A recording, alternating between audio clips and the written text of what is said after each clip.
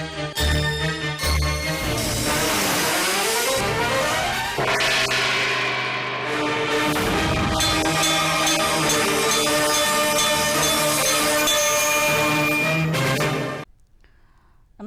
గంటారావానికి స్వాగతం. ముందుగా ప్రధానాంశాలు.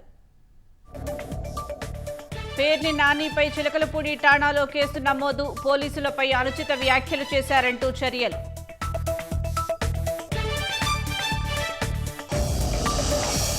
మార్కాపురం జిల్లాలో మినీ లారీని ఢీకొట్టిన యాత్రికుల బస్సు. ఒకరు మృతి, ప్రయాణికులకు గాయాలు.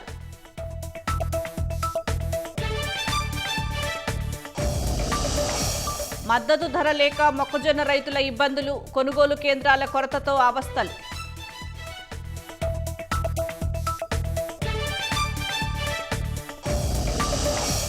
ఇరాన్లో వంతెనలు, విద్యుత్ కేంద్రాలే లక్ష్యం. ముప్పేట దాడులు చేస్తామంటూ ట్రంప్ హెచ్చరిక.